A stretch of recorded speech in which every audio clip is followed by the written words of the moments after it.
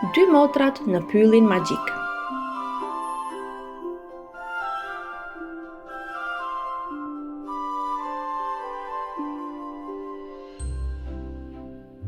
Në një fshat të vogël, buz një pylli të gjelbër, të dendur e plot surpriza, jetojnë dy motra që duken si të dalë nga një përrall. Kur era fshfërit gjethet dhe dielli përkëdhe lulet, dëgjohen të qeshurat e tyre si melodi e lumturisë që mbush pyllin me jetë. Blerona është 8 vjeçe, një vajzë me flokë kaçurela ngjyrë gështenje të errët, që valezojnë besupet si fije mëndafshi. Syti ka të thellë dhe plot shkëlqim, si dy yje të vegjël që mendojnë pa pushim. Është nxënëse e shkëlqyer, e zgjuar, me ndjeh prehtë, dhe gjithmonë ka një ide të re për lojra, aventura apo pyetje magjike që të bëjnë të ndërosh. E shkathet si një ketër, e shpejtë si era, dhe ka një zemër aq të madhe sa motrën e saj e mban si flutur në pëllëmb, e mbulon me përqafime të ëmbla si era e pramberës dhe e do me një dashuri që nuk mbaron kur. Fatjona është vetëm 3 vjeçe, por mahnit të gjithë me mençurinë dhe buzëqeshjen e saj. Flokët e saj kaçurela bijon si rreze të arta të diellit të mëngjesit, lëkunden butë si petale në erë. Syt i shkëlqejnë nga kurreshtja dhe zemra i rreh fort sa herë që motra e madhe e fton në ndonjë aventurë të re. Është e butë, kurreshtare si një flutër e vogël që ndjek Bleronën me besim e gëzim në çdo cep të pyllit magjik ku mrekullitë presin të zbulohen. Një pasditë e vere, ndërsa luanin në obor, Blerona i propozoi motrës së saj një aventurë të veçantë. Fatjona, eja të hym pak në pyll.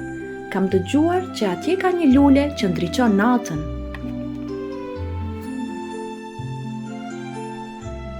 Fatjona hapi sytë si toparushi. Lule që ndriçon, si lampa? Po, qeshi Blerona dhe e mori për dore. Të dyja nisin të ecin ngadalë me spemëve të larta. Drita e diellit binte përmes degëve dhe bënte hije të dukej si vizatime. Fatjona mbante fort dorën e motrës, ndërsa Blerona e udhëhiqte me kujdes. Pa pritur dëgjua një zë të butë. Mos keni frikë, ju po kërkoni lulen e dritës, apo jo? Dy motrat u kthyen dhe pa një flutur të madhe me krahë shumë ngjyrëshe që fliste. Po, tha Blerona me guxim. Më ndiqni, tha flutura dhe fluturoi lehtë drejt lules magjike. Aty, mes barit, u shfash një lule me petale që ndriçonin si yje. Ishte e vërtet, lulja e dritës. Kjo lule hapet vetëm për motrat që duhen shumë dhe kujdesen për njëra tjetrën, tha flutura. Mund ta prekni dhe do t'ju jap një dëshirë. Blerona dhe Fatjona vendosën ta preknin lulen së bashku dhe, pa u menduar shumë, dëshiruan që të mund të flisnin me kafshët çdo herë që hynin në pyll. Nga ajo ditë, çdo herë që motrat shkonin në pyllin magjik, zogjtë të këndonin këngë vetëm për to, fluturat u silleshin rreth kokës si kurore drite dhe një dhelpër e vogël me bisht puhize i priste me një tundje gëzimi.